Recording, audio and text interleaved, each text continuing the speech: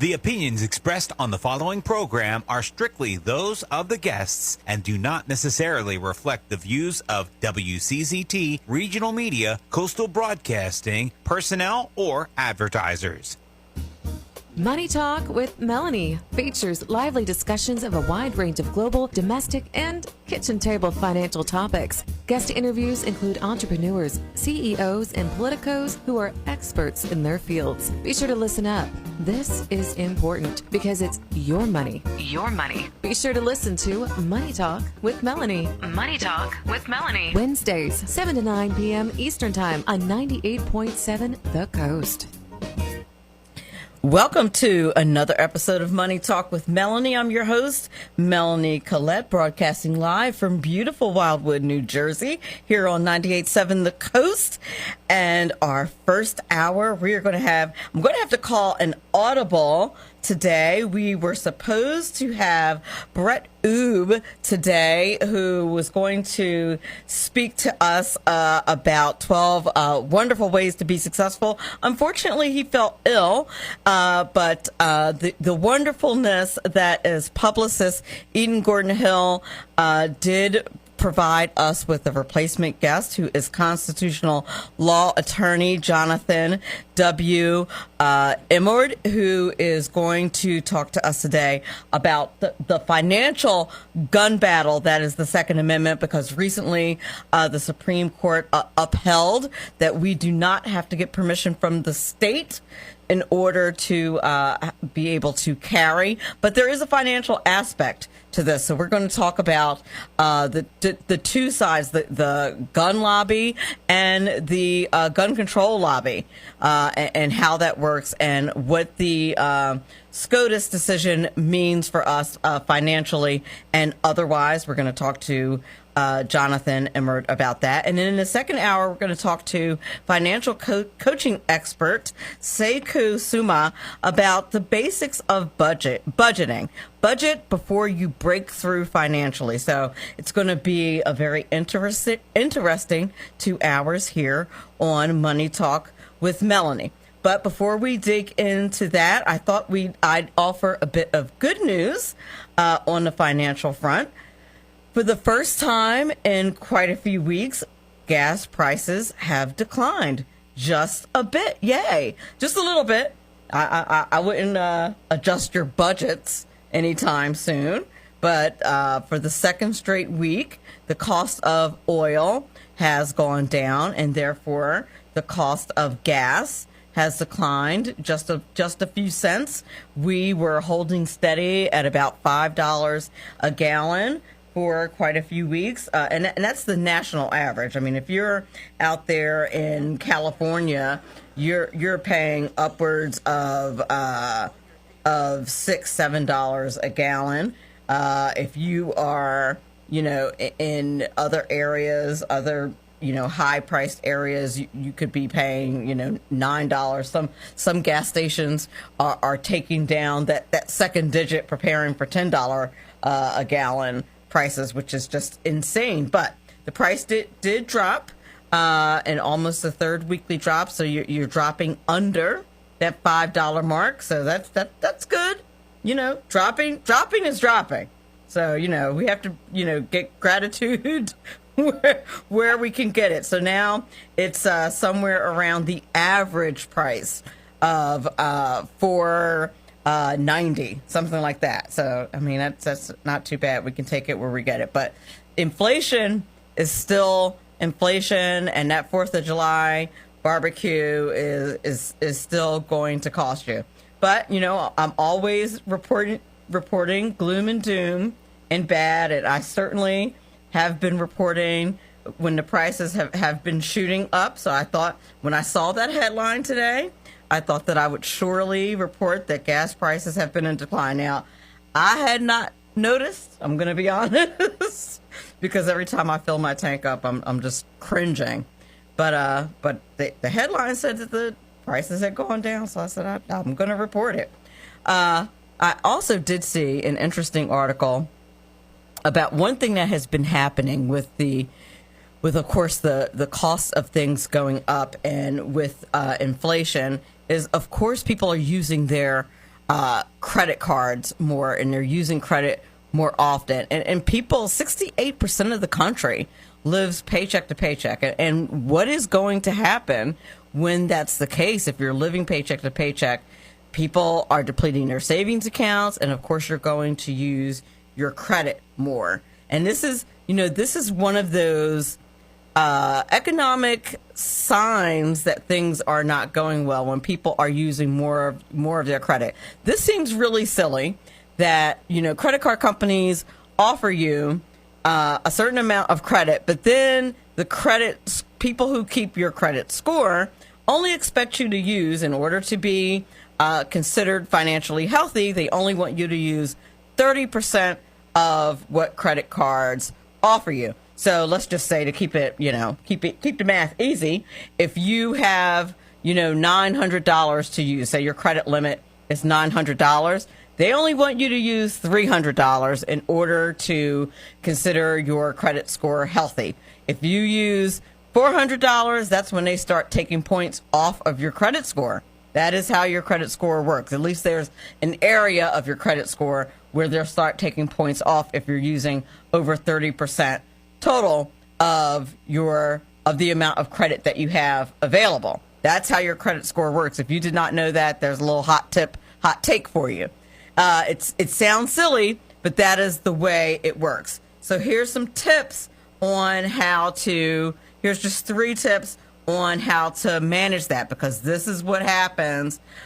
We start using our credit cards just a little bit more, but you got to watch it, because that will lower your interest rate. And you want to watch these interest rates and do the calculation when you look at these interest rates when you're applying for credit cards. One of the things that I do is, if I'm thinking about applying for a credit card, I just take $100 and just add the percentage rate. So like for every if the interest rate is $25, for every $100, that's $125.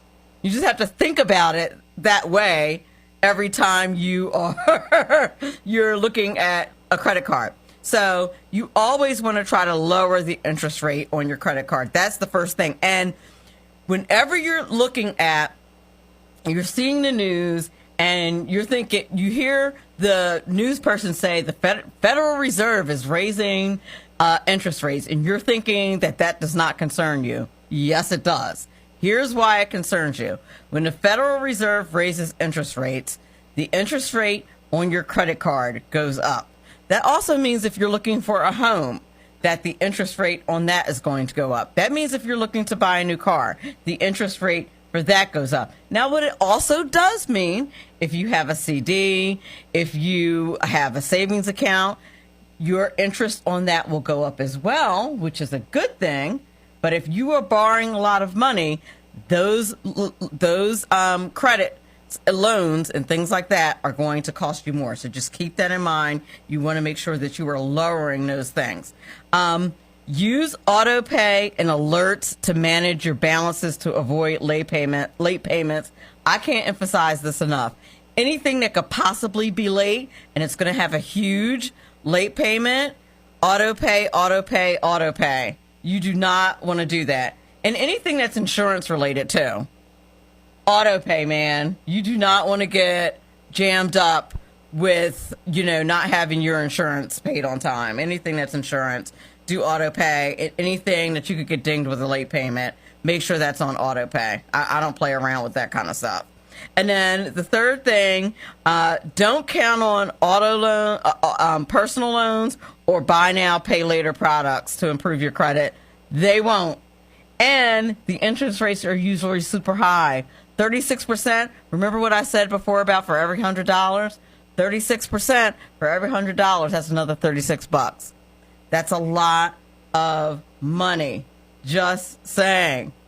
How high does the credit rate? Somebody, my friend Eric from DC said, how high does the credit card rate go up with the Fed? So, whatever the Fed raises, however much the Fed raises the rate, tack that onto whatever your current rate is. That's how much it's going to go up. That's pretty much how it works. So that's why you have to keep your eye on the Fed, man, because however much you're borrowing, your borrower is going to mitigate the damage and pass that on to you. Trust and believe. That is what's going to happen. If you are expecting, remember, everybody that you have a business relationship with, it is not a charity. I don't know why some people, particularly on the left side of the aisle, act like businesses are charities. They are not. You're like, oh, stop taking so many profits. They did not get into business to not make money. They're in business to make money exclusively. Literally, that was the goal.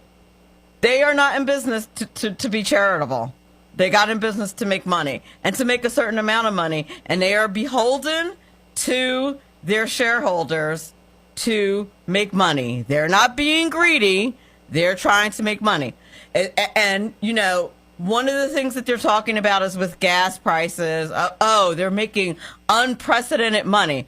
Well, you know, do you remember a couple of years ago when COVID first hit and everything shut down and they were making zero money and they still had the costs associated with digging the oil out of the ground and all of the things that they had to do, remember?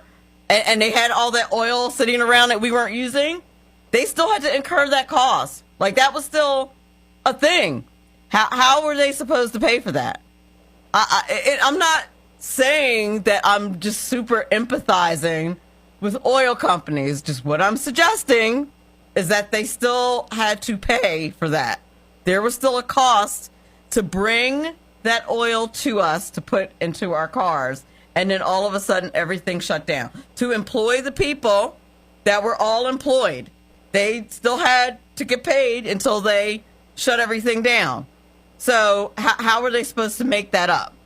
I'm just offering another angle, offering another side, another way for you to look at it. Just saying. You're listening to Money Talk with Melanie. I'm your host, Melanie Collette. When we come back, we will be speaking with constitutional law attorney Jonathan Emord, and we're going to be talking about the financial side of the Second Amendment.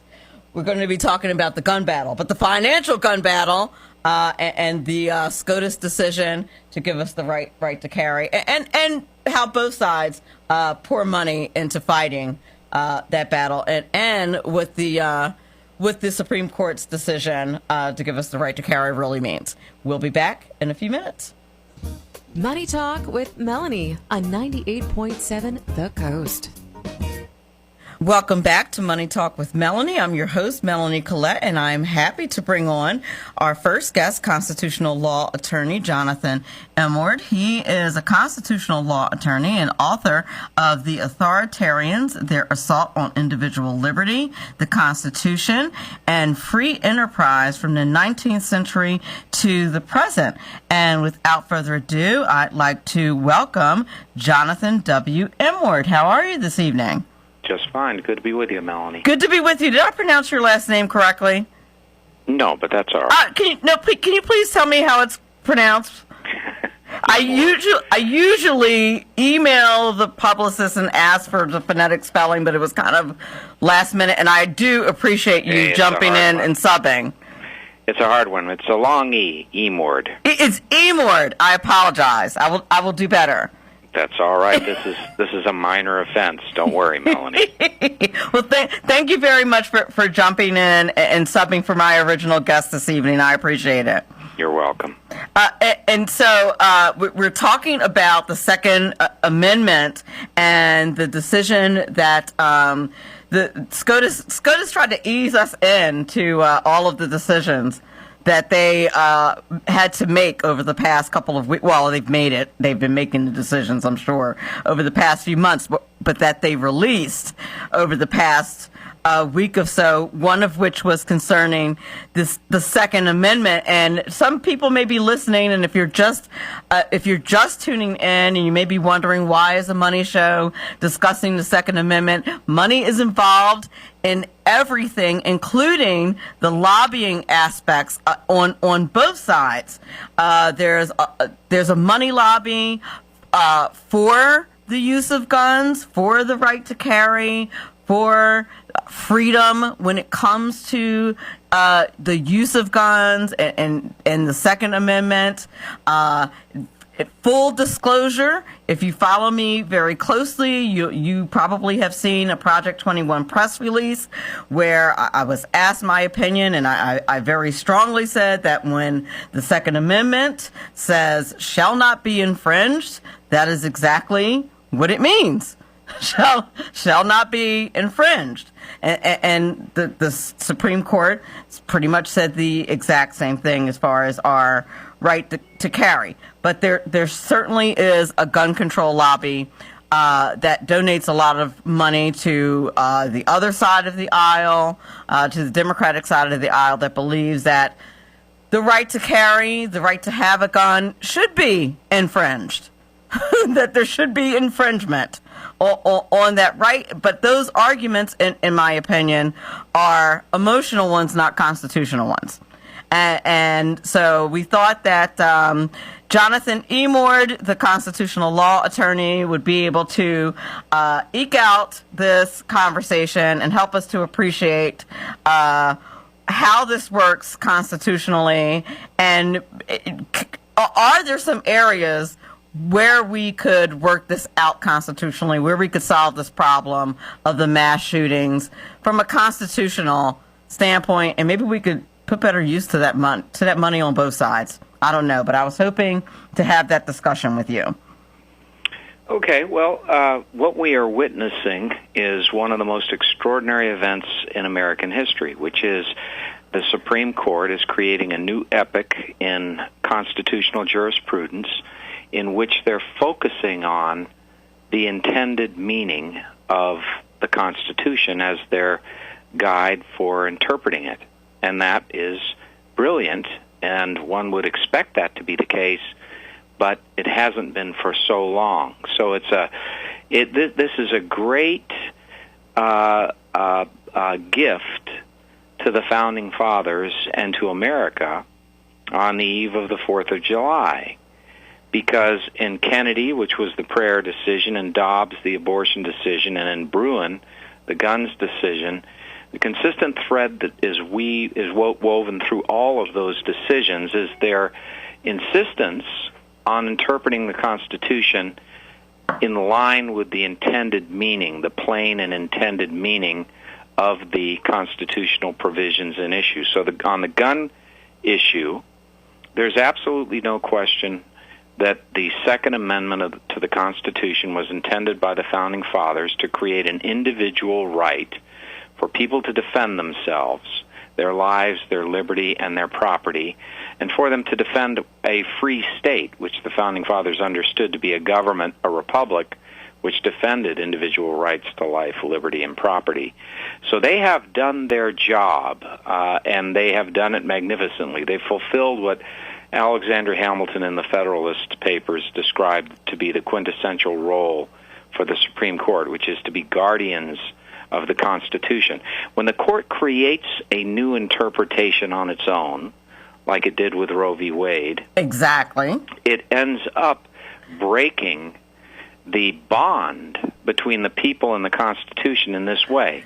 In the second paragraph of the Declaration of Independence, it succinctly explains that ours is a government based on the consent of the governed. When we created the Constitution, we went through the arduous process of getting it ratified by each of the states because it was to fulfill this social contract that the people are sovereign, that they must consent to the government. And then it's the duty of the court to protect that Constitution from alteration unless, under the Article 5 amendment power, the people by a supermajority amend it. But it's not to the court to amend it, and it's not for the president to amend it. It's not for people. Congress to amend it. It's for the people to amend it. So they have readjusted our jurisprudence properly back within the constraints of the Constitution. You know, Thomas Jefferson famously said that he wanted the legislature to be bound down by the chains of the Constitution. And so here you have these people who are hyperventilating, like Nancy Pelosi and President Biden and Chuck Schumer, simply because their attempt to intimidate, threaten, coerce, and cajole the justices into avoiding compliance with the Constitution's plain meaning failed, and they're very upset about it. They can't run all of the government. They wanted to run the judiciary in addition to the Congress, and they already have Biden in their hip pocket. So it was very disappointing for them to have a court that actually acted as the Founding Fathers intended, as an independent check on the powers of the Congress. Okay, so what about, and I've heard this argument a lot. It's very frustrating. You know what's frustrating? Having this discussion with somebody who doesn't understand how it's supposed to work. It's really, really, really frustrating. So what about the Constitution being a living document? I've heard lawyers say this, and I'm like, well, it's a fiction, isn't it? Obviously, it's not a living thing. And right. This concept of a living Constitution actually came from Woodrow Wilson initially, President of the United States, Woodrow Wilson, in the Progressive era. And it came out of a desire to override the constitutional limits on power by reinterpreting the Constitution precisely as we're talking about, to deviate from the intended meaning without resort to amendment. And that is indeed how we got the administrative state. The administrative state is unconstitutional in reality because there was never an Article 5 amendment to authorize the transfer of legislative, executive, and judicial power from the three branches of government that the Founding Fathers created, and under the non-delegation doctrine were to be the exclusive repositories of those powers, to an outside of government institution that would hold all three powers combined. In fact, James Madison described the combination of any two of those powers in single hands as the very definition of tyranny. So there's no question but that they were adamantly opposed to it, the Founding Fathers. But yet it happened. And how did it happen? It happened by people talking about a living Constitution, that it's malleable, that it could be changed based on whatever change in circumstances occurred. And that indeed violates this point we talked about earlier, the consent of the governed. It puts ultimate power in the hands of those we elect to modify the Constitution at their will, and to say that that is reflective of new circumstances and a change in the environment. But that's not what the Constitution is designed to do. It is a limitation on power. It is designed to prevent abuse of power. It's quintessentially designed to protect the rights of the minority, the rights of those who cannot, through the political process and majority power, achieve protection for their rights, but must depend upon the Constitution and limits on power in order to achieve the end of being protected, which was the goal of the Founding Fathers. That's well expressed also in the second paragraph of the Declaration of Independence, that governments are instituted among men to protect the rights of the governed, making them sovereign. So when we allow this to happen, we lose our sovereignty. We lose our freedom. When we let people change the Constitution to expand government power beyond prior constitutional limits through reinterpretation, we end up losing freedom. We cede control over our lives to the state. That's exactly right. And I don't think that people in general, at large, fully understand that they work for us. Well, you know what they really do understand? They understand when crime's going crazy. They understand when inflation is taking off. They understand when they can't afford to fill their their car with gas. They understand when they can't safely walk down the street. They understand when fentanyl is all over the place, and everybody from 18 to 45, it's the major cause of death in America. They understand that very well, and they appreciate the consequences of that. What they need to understand is that when your government does not protect you from a violation of your rights, you will perpetually be a victim. And the Second Amendment is your only resort, and that's where we are right now.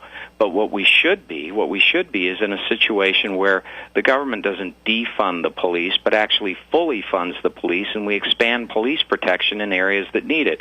And what we really need to see is that our borders are closed so that fentanyl doesn't pour across it without any limitation, and sex trafficking doesn't happen, and terrorists don't come through the border, and drug trafficking and MS-13 and 18th Street gangs don't pop up in the urban areas all over the country.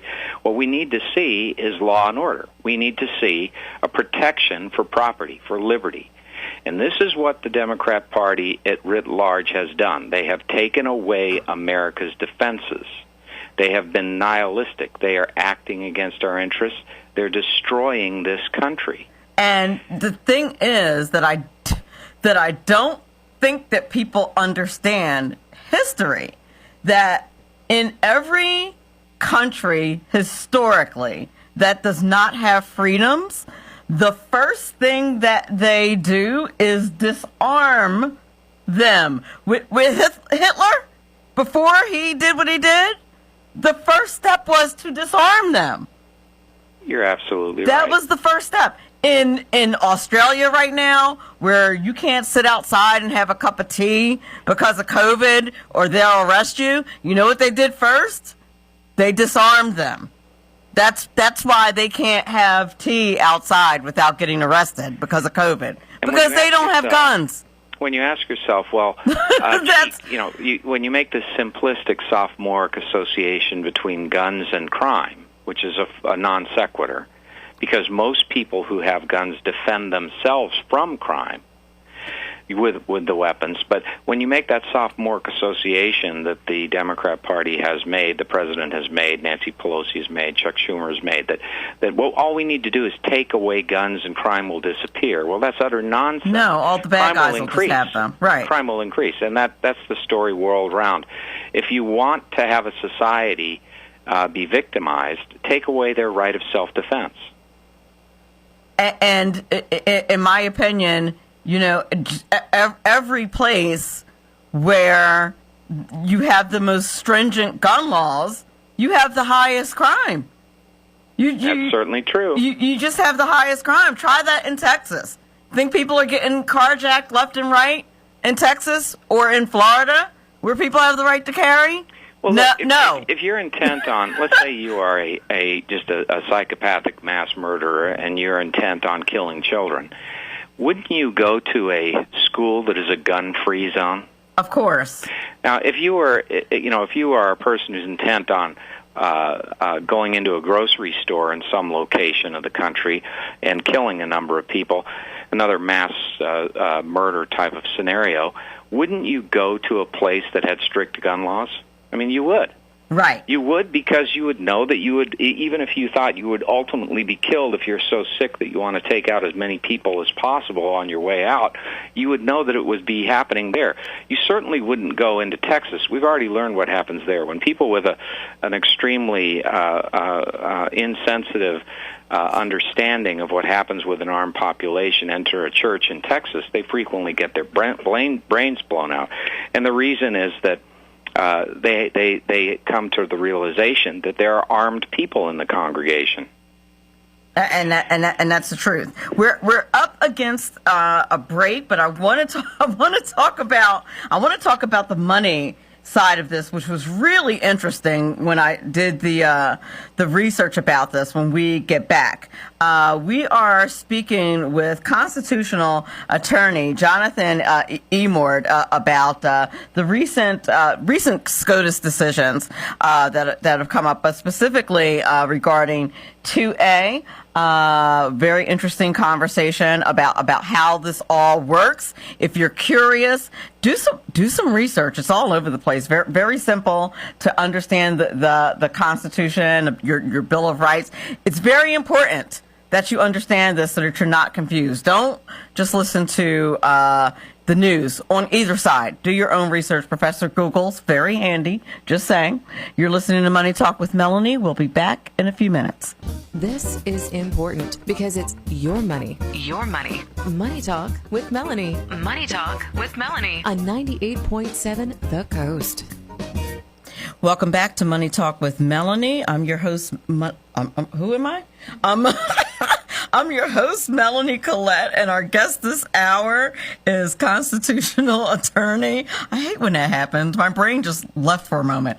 Our guest this hour is constitutional attorney Jonathan W. Emord. He is speaking to us about 2A and the recent decision that the Supreme Court has made, allowing us the right to carry. Actually, the Constitution gave us that right, and SCOTUS just clarified that for the anti-constitutionalists in New York State that seem to miss that point, the whole shall not be infringed point in the Second Amendment. And we were just chatting about that and why that is so. But I did want to talk about the money aspects of this and how the lobbyists really tend to affect the legislature and other areas of our government. It's a shame that this is an actual thing. One of the things that I noticed when I researched how much money is spent on influencing legislation as far as gun control and gun rights people spend significantly more money over the years than gun control people. I don't know if that's a good or a bad thing. I don't know if that's because gun rights people just feel the urgency. I don't know if that is because gun rights people, because of the narrative that gun rights people are rich. I don't know. I don't know why that is, but that seems to be what my research has bared out, is that there's just significantly more money as far as the lobby is concerned with gun rights people. There's more money spent on gun rights than on gun control. Well, I think it may be skewed in this sense. Yes, if you specifically look at how much money is spent to lobby for specific legislation to protect gun rights or against legislation that would violate the Second Amendment, you'll find that those who are affected are giving very significant amounts of money in various forms, and lobbying organizations are part of that. But if you look at the broader set of contributions, that is, those that advocate, for example, defunding the police, that advocate essentially disarming the population and allowing criminals who use weapons to go scot-free rather than be prosecuted, and to eliminate bail, you'll find that people like George Soros pop up again and again through various permutations and groups that they help that he helps fund, as well as many others, and they give very substantial sums of money to achieve that agenda, which really is a socialist agenda. You were talking before about how, in the case of the Nazis, that was a form of socialism, National Socialism, that they proceeded in the first instance to disarm the population. Well, the same type of approach has been advocated by Soros's organizations to disarm the populace. So you have elimination of law enforcement, you had advocacy against private ownership of guns, and then you also have leniency that allows those who commit crimes with guns to go scot-free. And this is all part of an agenda to destroy the republic, to destroy government that is not socialist, to replace it with socialist or Marxist, communist government, and it's at the local, state, and national level. So if you take a look at who the real combatants are, I think you would find that the amounts of money are either equal or, on the other side, they're much more. Soros is certainly spending massive sums of money influencing DA elections across the country, and has put in place many individuals who do not, as district attorneys, as prosecutors, who don't believe in prosecution, like Chesa Bowden and many others all over the United States. Oh, my goodness. Yes. In California and certainly in New York. And I mean, this is kind of on topic, but kind kind of not, since you brought it up about the DAs who are not prosecuting. How does that work? How are they allowed to not do their jobs?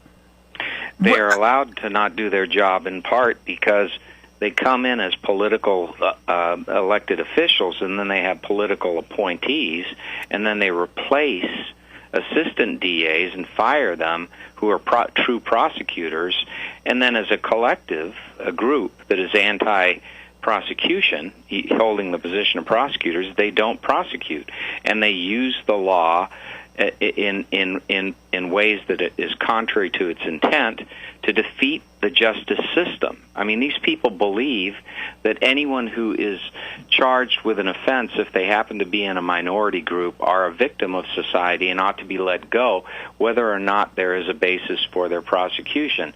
And so it's insane because it's reverse justice, it's racism, and it's incorporated into it. It is illegal on many levels. It not only violates their oath of office, it violates the statutory provisions under which they are required to prosecute the law, and it also violates the 14th Amendment Equal Protection Clause. And in the end, it leaves the public really defenseless in so many ways because the police are neutered, and the ability of people to defend themselves relies entirely on their own weapon stockpiles. And while that might be a good thing for every American to be prepared, so many are not, and we see what happens when they aren't. We see both. I mean, we see far less publicized are the instances in which shop owners are assaulted with individuals with weapons and happen to have their own and end up winning the day and defending their property and protecting their lives because they had the sense and willingness to use a weapon to defend themselves against people wielding a weapon. But for those that don't, that have historically relied on the police and trusted that the law enforcement would be there to defend innocent victims, they're coming to the realization that that's not true, and the blame lies with these people like Soros. I mean, Soros will go into a local DA race where both parties had spent maybe $20,000, $30,000, $40,000 in an election cycle, and he'll put in $500,000 or more on one side and give them advertising and help these people win in all different sorts of ways. And the results have been catastrophic. He's hijacked more elections around the United States than any other person who's dedicated to the destruction of the United States. And he's gotten away with it. And there ought to be criminal investigations into what he is doing. When these people, pervert the law and cause law violation by district attorneys, and you have people like Soros funding that and actually intending for it to happen, hoping that it'll happen, getting commitments from people that they will be these non-prosecutorial prosecutors, oxymoron. Right. There's some real serious legal issues that arise there, and they aren't being explored. Why? Because the cities are run by those with sympathies with Soros and with Antifa and with BLM. It's a disgrace. That's why I'm trying to figure out, because when you're an attorney general, I thought that you swear that you're going to uphold the law. That's right. So if you swear, like you vow that you're going to uphold the law, and then you send out a memo saying, by the way, we're not upholding the law, like you put it in writing and you sign it, it would seem to me that that would be grounds for like a class. I mean, I'm not a lawyer, I don't know, but that would be grounds for like a class action lawsuit of some sort, because there's a whole document that says I'm not going to do what I was hired to do. It would be reasonable to impeach someone for that. And, it's not just on the local level. In Article 6, Clause 3 of the Constitution, it's called the Oath or Affirmation Clause. And in that clause, it applies to the states and to the national government. And it says that senators and representatives and all executive and judicial officers, both of the United States and the several states, shall be bound by oath or affirmation to support this Constitution. And so everyone, AOC and Bernie Sanders, for example, who are avowed members of the Democratic Socialists of America swear that oath as a condition to sit in Congress? Well, because they're Democrat Socialists, they have committed themselves to the destruction of our republic and to replace it with a socialist government. Well, they shouldn't be allowed to be seated because they don't satisfy the requirements of Article 6, Clause 3. In fact, they falsely attest to their support of the Constitution because they do not support the Constitution. In fact, they oppose it. And that is writ large in the platforms of the Democrat Socialists. Well, yes. I try to figure that out all the time with the border. I'm like, why are we not suing? I don't understand. Why isn't somebody suing them? I feel like we should, like, if they're like, we're not arresting people for violating. We're not arresting people for violating the law that says you're not allowed to be here illegally. Why are we not arresting them? There's significant questions about the extent of sovereign immunity and whether or not they're so derelict in violation of their duties, statutory duties, as attorneys general and as district attorneys. In those instances where there is a clear pattern of behavior where they're allowing individuals who've committed serious crimes to go off scot-free and are allowing convicted felons to be let loose before their sentences are completed, and variously other actions that they take that allow criminals and people who have propensity for crime to go back into the society and commit more, there ought to be accountability for that. And one of the things that ought to be done is that these individuals should be made to be defendants in actions that go after them personally because their actions exceed the scope of discretion within their official purview. They do not have discretion to take someone who's been charged and reduce the sentence and let them go free without being prosecuted, despite the prima facie presence of criminal activity. They overtly say they won't prosecute people who steal, rob, and from your home an amount equal to $2,500 or do that from stores. I mean, they don't have the authority to do that. They're required to prosecute every crime. When they unilaterally do that, they're exceeding their authority. When they exceed their authority and it actually results in criminal activity and then they don't prosecute those individuals, well, they ought to be brought up on charges. The companies affected, the businesses affected, ought to sue them personally because they've exceeded the scope of their authority. They have no discretion to violate the law in that way. Okay, but it sounds like to me that it's a civil lawsuit. It's not criminal for them to do that.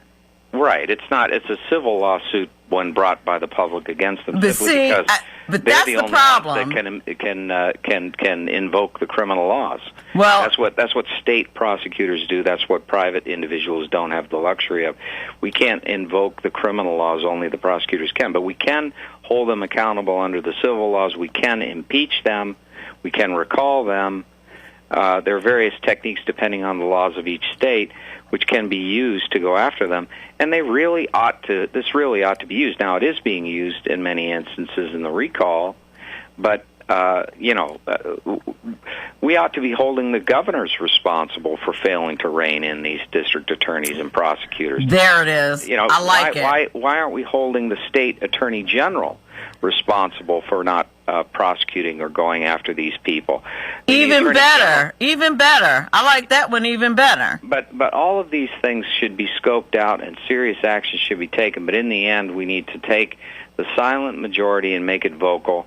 People need to vote. Get out there. Get rid of these people. Vote in the recall elections. I mean, do whatever you possibly can to make a difference.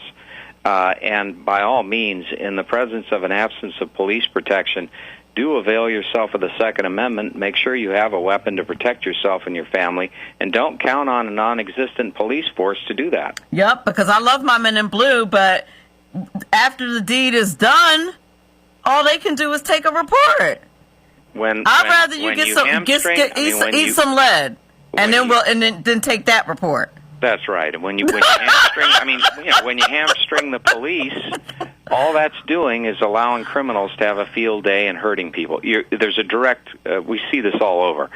There's a direct nexus between the limitations that they placed on police, for example, in Portland, and the disastrous destruction to private property and to people's lives all throughout Portland. I mean, Portland is a total basket case. L.A. is increasingly that way. L.A. is a newfound ghetto of mass proportions, a tent city of people with drugs and it's a hot mess. My brother lives out there. I know. It's horrible. It's a hot mess. Unfortunately, we're up against the heartbreak. Please tell people where they can find your writings and reach out to you on social media and et cetera, et cetera. Totally enjoyed this conversation. Very informative. Well, thanks so much for having me on. My book is available through Amazon.com. It's called The Authoritarians, and they can read my articles on townhall.com, PJ Media, American Greatness, and other outlets. My website is Emord.com. Excellent. Thank you so much. We appreciate you. And look for the podcast to be posted in the next day or two. Sounds good. Take care. Thanks so much. Have a great night. You too. Bye. Bye.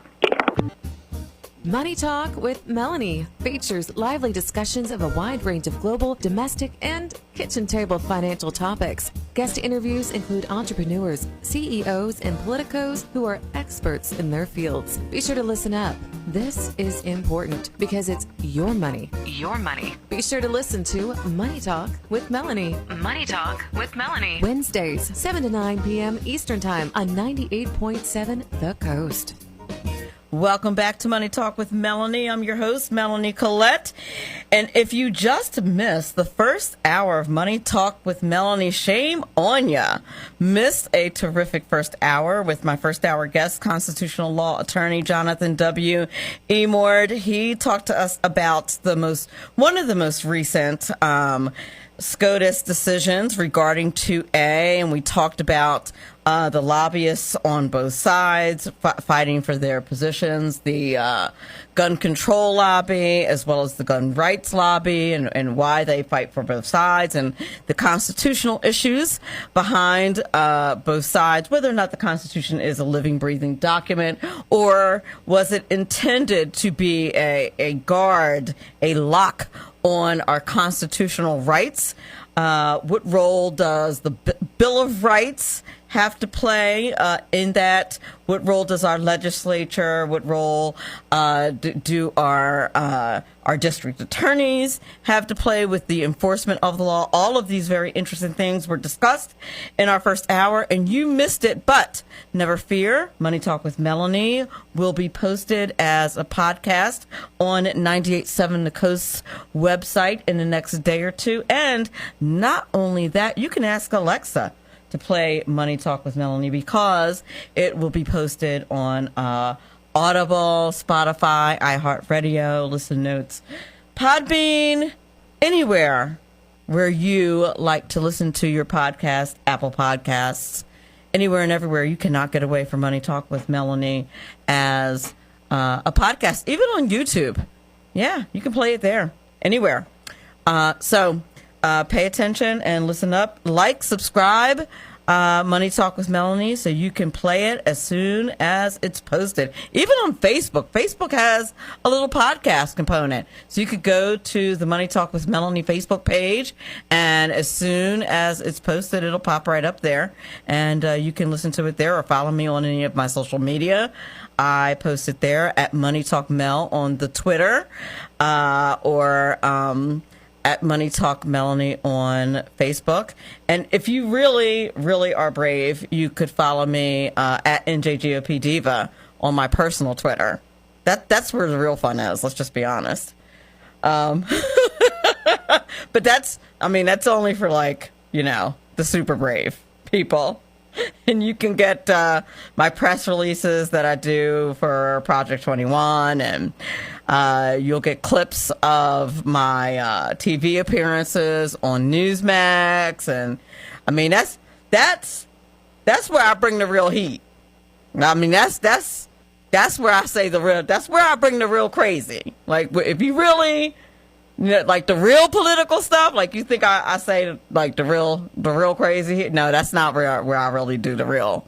Like, you really want to see where people, where they call me the real crazy names, and say real crazy stuff to me. Say, why is she so nuts? Why does she have such thick skin? That's because of the stuff that they say to me on my social media. Yeah. And that's why. Yeah. And right now I have beef with a particular store that has not printed my business cards after 3 tries. But we're negotiating. We're negotiating right now, so I'm not going to mention their names. Even after I told them I have a radio show, the 3rd time I complained that they still have not made my cards for some reason. I left a message for the manager and I said, I have a show where I talk about business leadership and customer service and things like that. And it's like a really bad, and I'm a regular customer. And I was like, me of all people is like not someone you want to disappoint. Like, I wouldn't disappoint me if I were you. Like, it's just a bad idea. And I said, and yet I still don't have my cards. And I said, I would hope that someone would, so I left this message that someone would call and at least apologize. And I still did not get an apology. So I had to do what I had to do, and I had to tweet at this business. I tweeted at them. I started a whole thread. I was like, I'm not usually this chick, but you guys deserve the heat because 3 strikes and you're out. And I was nice too. I said, maybe if I had been, and I apologize to the Karens out here. I apologize to all Karens because I know some very sweet and kind and awesome Karens. But maybe if I had been a Karen and just made the video go viral, because I'm perfectly capable, and just went off and just acted crazy and yelled and screamed. Because I've had so far 3 networking opportunities. One that was a ticket over $100 that I didn't go to because I don't do sloppy. I'm not going to go to a high-priced networking opportunity with no business cards. Who does that? Not me, not the kid. Not when your moniker is the business diva. Who does that? Not me. No. So I didn't go because I didn't have any business cards. Because they literally had my order all day and just didn't call me and tell me that they couldn't do it. I was like, wow. Don't be them. I'm not going to say who it is. If you follow me on Twitter, you'll know who it is, though. I'm just saying. I didn't promise them I wouldn't say their names, but on everything, if they don't fix it by next week, I'm telling everybody. I'm telling you that right now. But three times? And they were like, we're going to fix it, right? We're going to do it at another store. And on my way to the airport to another event, I called the store and they were like, no, we don't have your cards. I said, wow, that's really terrible. That's a shame. So I left a message at the other store and I said, they don't have my cards.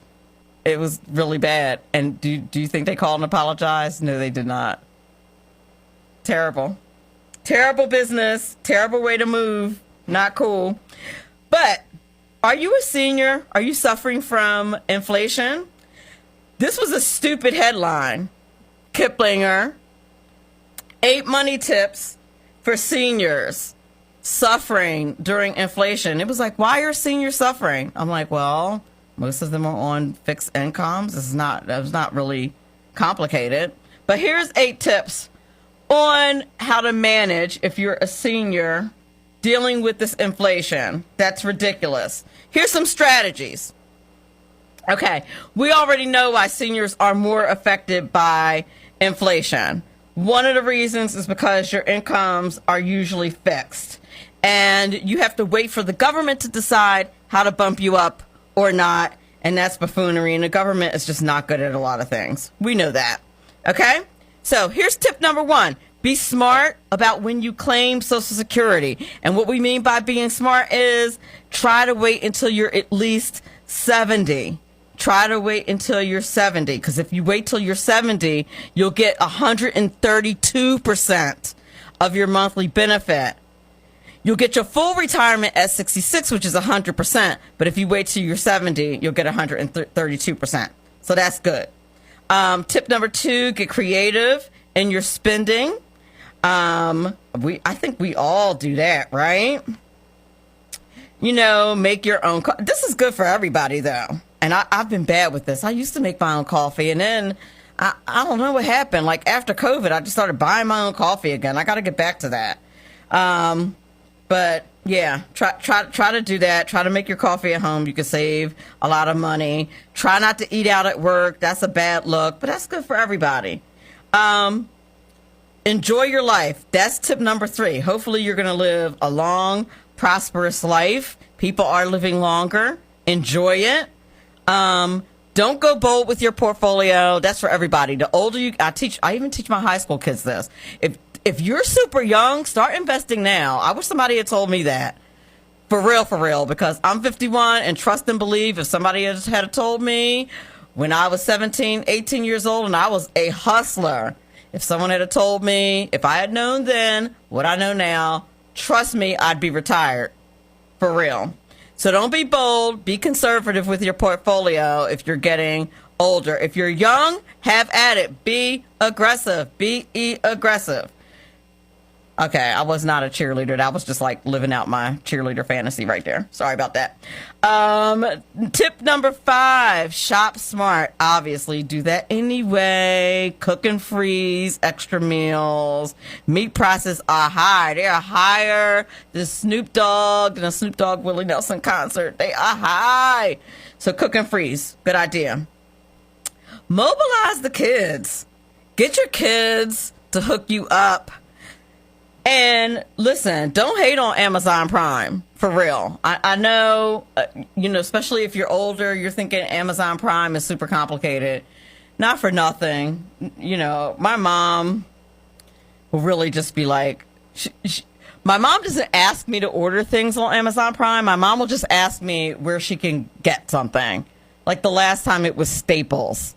I was at Staples and she asked me if I could find these staples.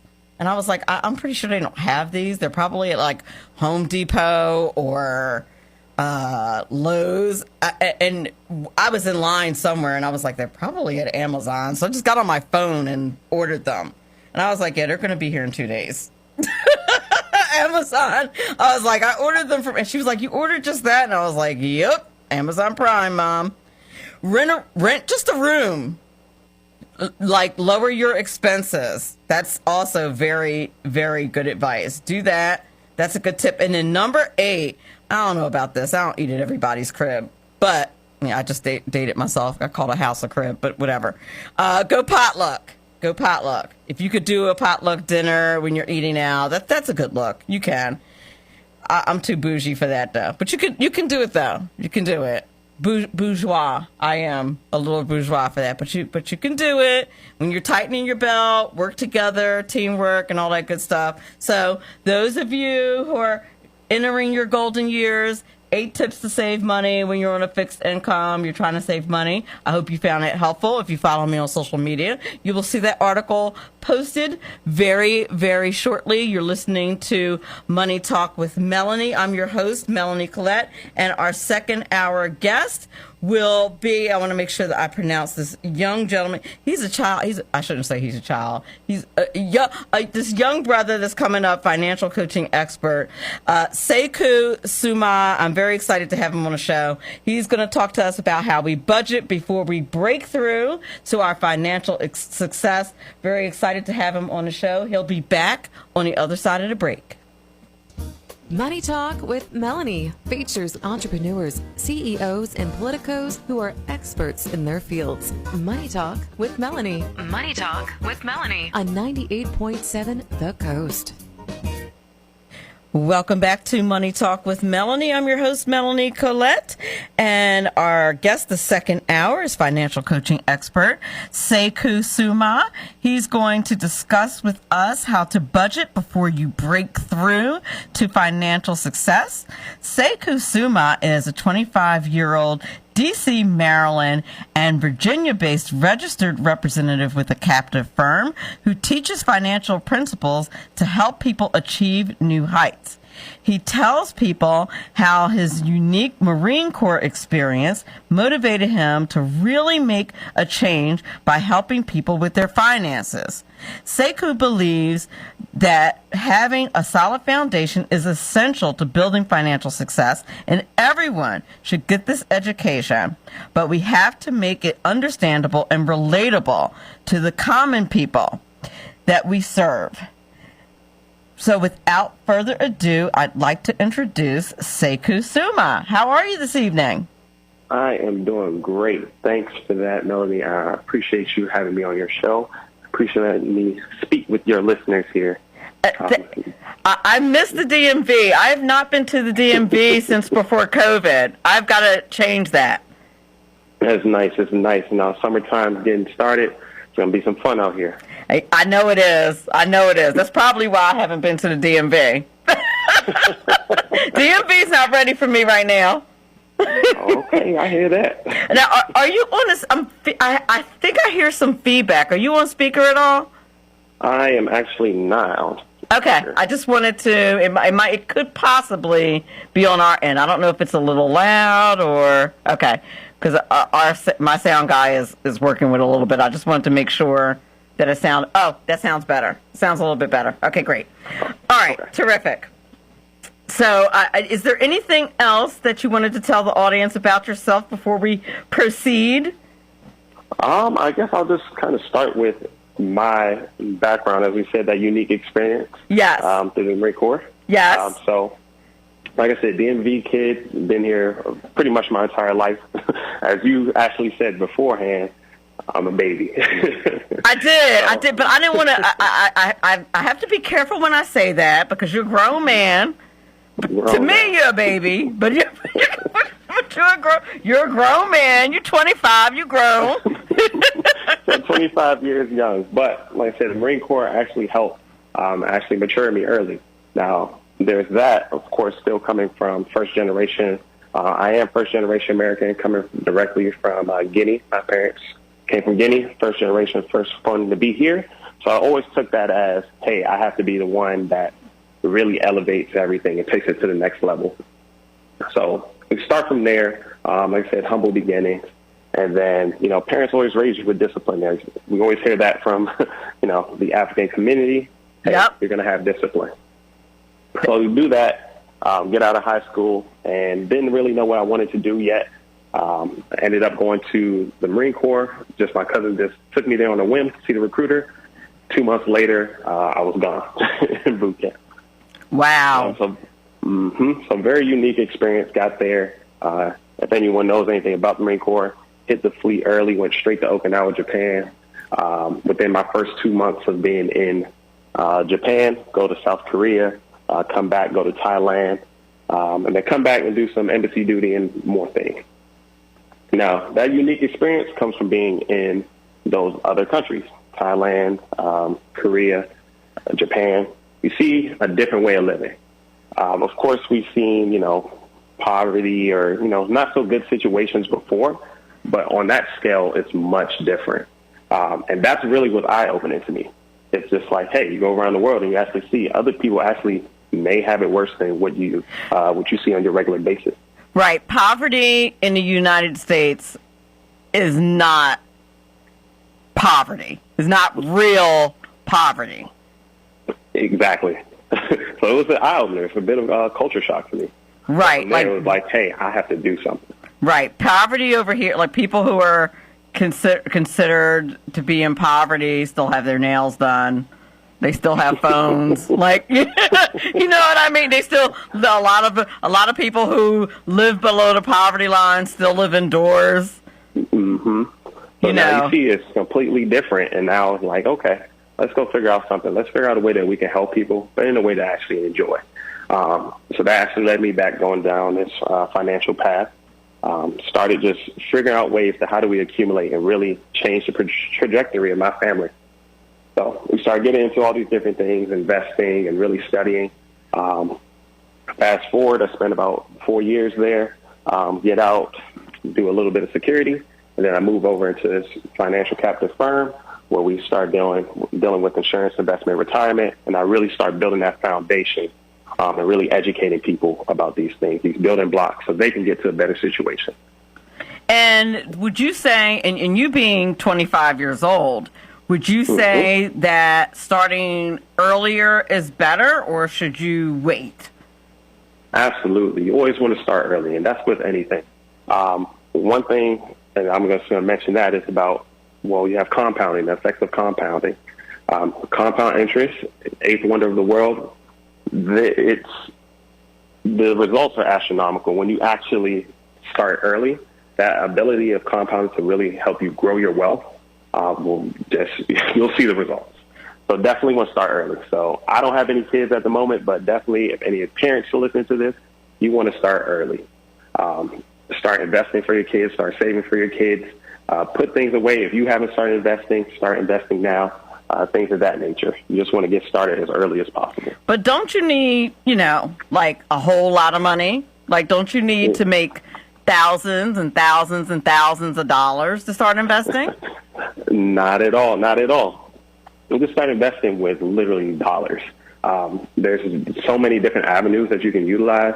Penny stocks, mutual funds, literally anything. Investing in yourself. Investing doesn't always have to be just money, right, or monetary. You can just go invest in yourself, buy a couple books, take a couple courses, things of that nature that's going to better you and push you forward. I just read an article today. I was doing show prep today, and in between, at the beginning of every hour, I do like news stories. I didn't do this as a news story, but I just saw it today. You know the guy Jim Cramer who does a stock show on one of the networks? I think it's CNN. There was a story about him, and he said that even when he lived in his car, he still invested $100 a week, and that's how he's a millionaire. He said even when I lived in my car, he still invested. That's simple. Whatever you can, put it in there. As long as it's measurable, it makes sense. Hey, it should invest. Yup. So, and I tell my students that, like in my other life, I teach financial literacy and economics. And I tell my students that, I'm like, I don't care how little money you make, you will, if you start investing 20% of your income now, you will not miss that. Like that number, is a lot bigger for me than it is for you. I'm investing 20% and I'm hating that number. Don't get me wrong. But I'm hating the number that's going out, but I'm liking the number when I'm looking at my investments. You know Exactly. what I mean? You know what I mean? Exactly. And that's something I also tell people as well. When you're dealing with investing and growing, accumulating wealth, you want to look at percentages. Percentages are a lot different when you're looking at something like that. Expectation or benchmarks are like 11% for market, 11 and 12. And, if you're getting 25% return on an investment, that's pretty good, Right, so, you're doing pretty well. So, exactly. What would you say would be like? You have to start from a foundation, and you say that budgeting is kind of the foundation. That's kind of the starting point of financial health. How does that work? Where do you start? Exactly. So, like you mentioned, budgeting. Budgeting is a must. There are a bunch of different things, and I actually get into that a little bit later, what we call financial security pyramid. Right. But before you can even get into those things, you have to establish a budget. Because if you don't have a solid budget, now you don't have any type of discipline or some type of way to follow and really reach your goal. So that budget is essential, and you can start that as early as possible. And people hate that, right? Because, and by people I mean me. Because it's accountability. But I think a lot of our stress comes from our financial stress, at least in my opinion, it's been my experience, comes from the unknown, right? Exactly. But budgeting, if we budget, we know, then there's no unknown. We know if we budget. Exactly. And even if there is unknown, as long as it's in the budget, you're fine. Exactly. So a lot of people put away for those rainy days. Associate budgeting with lack and with cutting. whenever I discuss budgeting with my students, they always associate it with not being able to have the things you want. And I'm like, that's not true. You just budget it. You put it in the budget.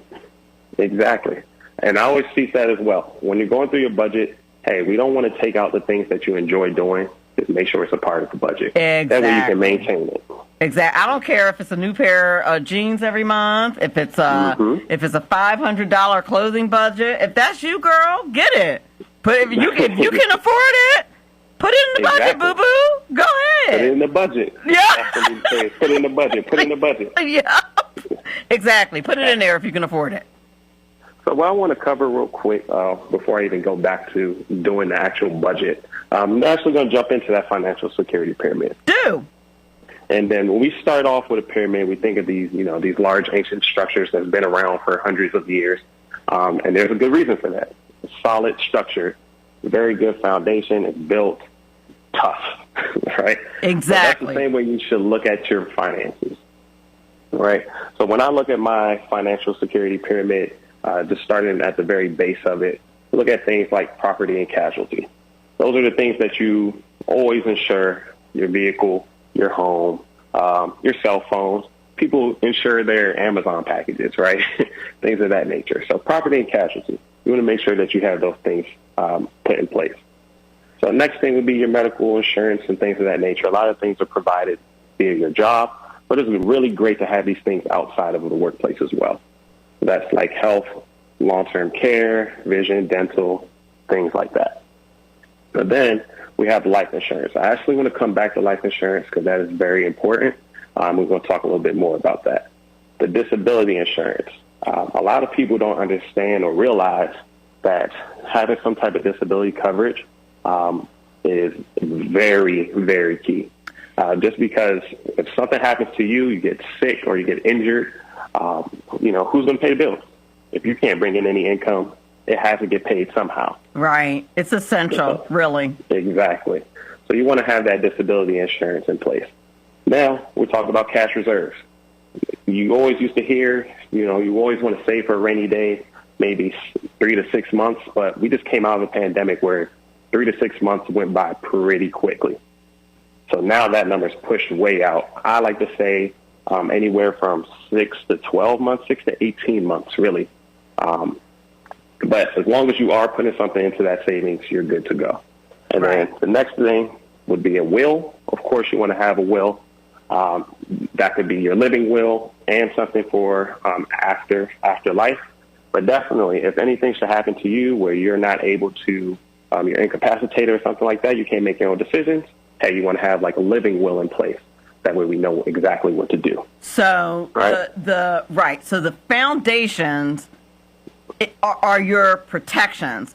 And when you're young, you really don't think that you need protections. But the fact of the matter is, when you're young is when your protections are the cheapest.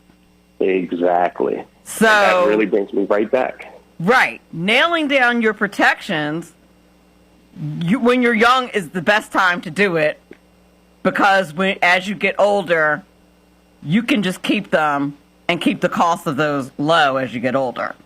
Exactly. Absolutely right. And that's why I said that brings me back to the life insurance, where we talk a little bit more about that, because what you just said is a key thing to it.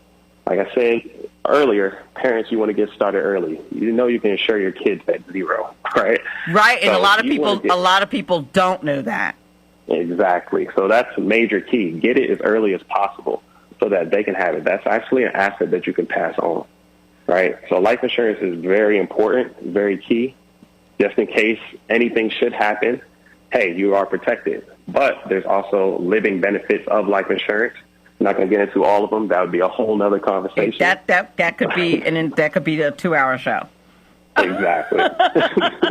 But life insurance is major key. It's another way to actually invest safely. So definitely want to look into that as well. So moving forward, and we get out of our protection space, we put all those things in place. Now we have a solid foundation. We can start building on top of that. So protection is good. Now we start going to accumulating and growing. The that's when we really started having some fun. We started dealing with investments. We were talking about our stocks, bonds, mutual funds, annuities, even nowadays, crypto, things of that nature. So you want to have those things in place now so we can start growing money. It's not enough for you to just save your money. 20%, it's nice, it's nice and all, but you can't save your way to financial freedom. It's not going to work. So we got to find a way to make our money work while we're not working. And that's where those investments come from. And now it can be complicated, but it can also be really simple. That's where those mutual funds come from, where you have something that's actually managed by somebody else who's takes care of it for you. And you just give them a yes or no. So that's simple. That's for sure. Now we're up against a hard break, and we're in the middle of the pyramid. You're listening to Money Talk with Melanie. We are speaking with Sekou Soumah.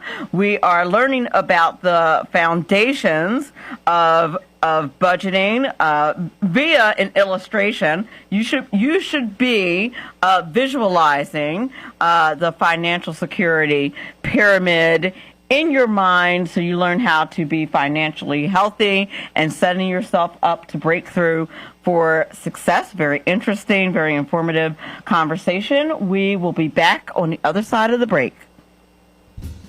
Money Talk with Melanie features lively discussions of a wide range of global, domestic, and kitchen table financial topics. Guest interviews include entrepreneurs, CEOs, and politicos who are experts in their fields. Be sure to listen up. This is important because it's your money. Your money. Be sure to listen to Money Talk with Melanie. Money Talk with Melanie. Wednesdays, 7 to 9 p.m. Eastern Time on 98.7 The Coast. Welcome back to Money Talk with Melanie. We're speaking with Sekou Soumah, who's a financial coaching expert, speaking to us about how to budget before we break through to financial success. And we were speaking about the financial pyramid that is really the foundation to financial success. And I believe we had spoke about the protection as being part of the financial pyramid, and then we had moved on to the investing section of the financial pyramid. And I think that's where we left off before the break. Yep, you're absolutely right. So we covered the investments. You have to start accumulating. You can't just save your money to financial freedom. You have to grow it somehow. Right. So putting it in a little bank savings account that's making, 0.001% interest is not going to get it. It's not going to cut it at all. Right? So you got to do that. So now that we got those investments together, got the money working on the side for us while we're still, doing our other things, running our businesses, having our jobs and whatnot. Now we start adding the bigger things, right? We're talking about real estate. Real estate is kind of key to a portfolio. It's generational, right? Something that's always going to be there. So they're always developing it. Definitely a hot topic. So you definitely want to get into some real estate. Make sure you have those things in place. And then you make sure that you have, once again, going back to that solid foundation, have the correct protection on those things. And that could be making sure you have the correct insurance, making sure that you have things like a trust, a will, once again, just to make sure that those assets actually get passed down to the right individuals, and things are executed the way that you want it. And you want to make sure that you're. I was going to use the word hiding, but I meant protecting things from Uncle Sam. Protecting. I didn't mean hiding. I meant protecting. Protection is everything. Gotta have it. I meant make sure you're being strategic. I did not mean hiding. I would never suggest such a thing. So even with that, so now we're looking at the top of the pyramid, right? So it's real estate. The next thing is actually your retirement plan, right? What do you want to do? And I know me being young, I haven't fully thought of it yet, but I have at least some sort of idea. Listen, you can start thinking about it. Shoot. Nowadays, that's what 25-year-olds are thinking about. And if I had to do it over again, all I'd be thinking about is how to retire. Well, how soon can I not work? You got to get to investing, right? Yes. So we do it like that. So within your retirement plan, you want to find out what is it that you're going to be doing. How much money do you want to live on? What's the lifestyle you want to live on? Who are you, who's relying on your income and your assets, things of that nature. We want to make sure that you have some sort of plan. That way that we actually build a structure out completely. If we already have an end goal, which would be that retirement when we don't have to work anymore, all these things will actually follow suit. So definitely want to make sure that you have those things in place. And now, all those things together, protection at the bottom, building that solid foundation. Now we move into investing, put a layer on top of that, accumulating wealth. Then we on top of that, we do our real estate retirement planning. And all those things together create our financial security pyramid. Yes. And a lovely pyramid it is. And it really is. And when you visualize it as a pyramid, it really does make sense. Mm-hmm. Now, absolutely. When we think about the actual budgeting, it is intimidating. But even if we budget when we keep a budget and it's an ongoing thing, right? Where do we start with budgeting? And even when inflation hits, I feel like it makes you feel better and more comfortable if you already have a budget in place, because then you're just adjusting. Exactly. Right? And you're not as it's not as scary. Mm-hmm.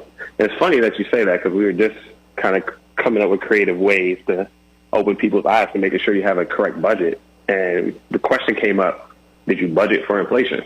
Right? Right. So the prices go up on things, so you have to make sure you already have a budget so that you can do those just quick adjustments. And you can actually weather this storm that we're actually going through right now. Right. So going back to how you said where we start, really it can be a tedious task, but it's fairly simple. You want to look at your income, right? How much are you actually bringing in monthly? Right? You calculate that. It could be monthly, weekly, whatever you want to utilize. I usually go monthly. It's just easier. A lot of people track it that way. And then you calculate that total amount. And you can put this on, let's say, an Excel chart. You can write it down on a piece of paper, something that makes it concrete for you. I like to use Excel because I can really just go back in there, change things really quickly. Oh, so you're old school. Now, I like to use apps. Mm-hmm. I'm a big app girl. Okay. So now, what apps are you using? I use Mint.com. Mint.com. Mm-hmm. Feel free to send me a check. I'm just saying, because I feel like I done mentioned y'all more than once. Mm-hmm. Excel, you can send us a check too, because Excel is good. Excel's pretty good too, because a lot of people already have Excel. Mm-hmm. But Excel works good too. I use it because I know how to go ahead and manipulate the cells and everything, so it gives me a nice chart as I go through and adjust things. So it's really nice for me. I guess I nerd out a little bit in that regard. It is, and Excel and Excel is the most underrated component of the Microsoft suite, in my opinion. Like, it does absolutely so much. But I digress. Exactly. Now I just nerded out. But go ahead. Continue. So once we figured out our monthly income, next thing is going to be our expenses. Right? Now, the expenses, there's going to be a long list. We understand this. Now, the way that I like to teach it is you go to open up your banking app or get a bank statement and look at the last 2 months.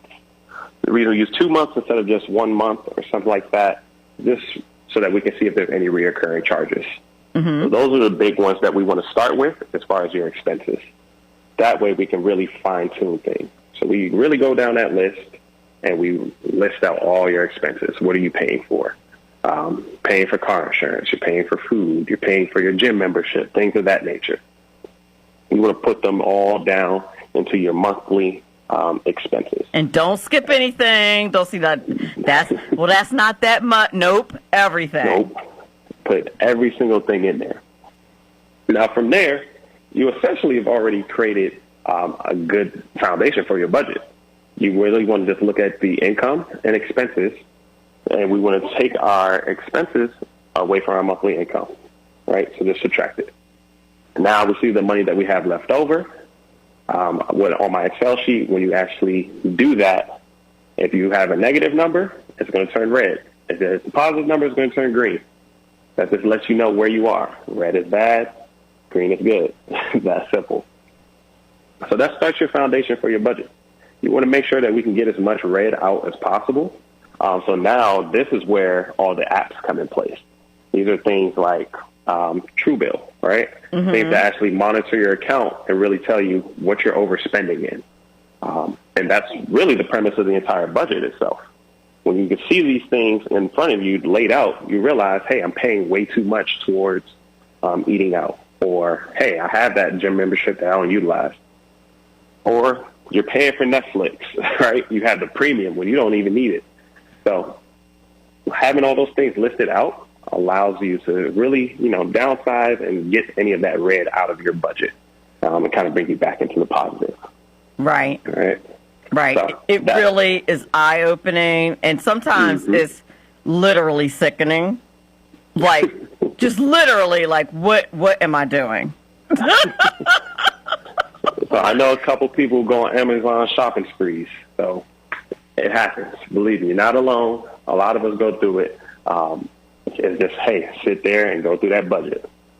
Right. Now, What happens, I think this is where people really get tripped up. So what happens with those expenses that only happen every once in a while? How do you budget for that? So the expenses that budget every once in a while, one, at least having a budget actually shows you, or you can budget for it. It's kind of weird to explain, but if you know that they come every once in a while, say pay something semi-annually, hey, just put that money to the side, right? You can put it into your savings and save for it. And that just goes into that pot for you. Yep. So that's just the easy way to do it. Just put it straight to the side, knowing, hey, at the end of the year, I have to pay this amount. Well, that means I have to save this amount monthly, and I keep saving. So at the end of the year, I have enough for it. Yep. Right. And another way to do it, too, is some people will amortize that amount over a couple of months. Like, say, you get an oil change every 6 months or whatever. If you have an expensive car and your oil change is $100, you can amortize that over a couple of months and have that monthly. Exactly. In your budget. So you can always account for that money. So people get tripped up over stuff like that. See, I can't account for that, so I'm just not going to budget. No, put it in there. Don't play. Put it in there. As long as you don't forget it, you get everything your expenses, you'll have a solid budget. Exactly. The more time you spend doing this, the better it will be. Exactly. Now, do you use the 50-30-20 method? Yes, I do. So 50-30-20, that's a simple way for you to actually manage once you've created your budget, manage your expenses and income. So 50-30-20, when we're talking about this, we're talking about your expenses, a discretionary or miscellaneous fund, and then your savings. So 50%, you want no more than 50% of your income to cover your necessities, right? So that's like your housing expense, your vehicle, of course, because you need that to get to and from work, things of that nature. No more than 50% of your total monthly income should go towards that. Now we get into the miscellaneous or discretionary, about 30% that you have some play for, 30% so you can allocate that towards doing, going out or, buying those one-off things. So that's your 30%. And then the 20%, which is major key, is the actual savings. You want to make sure you do that. And we always hear pay yourself first. Go ahead and do that first. Save 20% of that paycheck and just put it right into a savings account. I would definitely encourage you get some sort of high yield savings account, or maybe even an online savings account where you don't have a card too. Yeah, I have two of those. I only have one that I have a card to, just in case. Two, I don't have a card to. Yeah, and that makes it a little more difficult, and that actually builds it into your brain where it's a little more difficult, so you won't always, just be so quick to jump into those savings. make a transfer or pull that money out. Yeah, So, even with the transfer, I can't get to it right away. So it's just it just discourages moving that money around. You just set up some roadblocks for yourself. And, Right. Hey, you find out you'll save a lot more. Right. Very true. So that's the basic 50, 30, 20 way that you deal with your budget and your expenses. Now, you can always adjust that. Remember, the 50% always stays the same. And now you can adjust your miscellaneous or your discretionary funds and your savings. So say you don't spend as much, willy-nilly, just going out and doing things. Hey, allocate more money towards your savings or allocate more towards investing, something that's going to give you a return, right? If you don't have to spend it on, buying a new pair of shoes this month, hey, just put it towards your savings. That way you have a stronger foundation for your savings account. And 20% is more than you think it is, trust me. Believe me, it is. Because I thought I was doing good, and I was not. When I actually did the math, I was not. So tell people, and really do yourself a solid, in my opinion, and get yourself a professional. There's a lot of moving parts, Exactly. in my opinion. So what you want to do is get yourself a friend like Sekou Soumah to help you with this stuff, because you need somebody who's knowledgeable, in my opinion. Absolutely. If it's something where you feel like it's just too much, hey, have someone help you and walk you through this process. And of course, if you always want to reach out to me, I will definitely be more than happy to assist anyone with this whole budgeting and really understand the financial security pyramid and how to get there. Indeed. So if you want to reach out to Sekou Soumah, reach out to me. I will hook you up with Sekou Soumah, and he will hook you up with all the deets on how to budget well so that you can break through to financial success. He's got all the details on how to do this successfully. Trust me, he knows how to do all the things that he described in the pyramid. He knows how to do and do it and do a great job doing it. Trust me. Absolutely. I appreciate that, Melanie. Thank you so much for coming on the show. Sekou Soumah, ladies and gentlemen. Appreciate you having me. Thank you so much for being on the show. We'll be back on the other side of the break. Money Talk with Melanie features lively discussions of a wide range of global, domestic, and kitchen table financial topics. Money Talk with Melanie on 98.7 The Coast. Welcome back. I'd like to thank my guests this evening, Jonathan, Emord, and Sekou Soumah.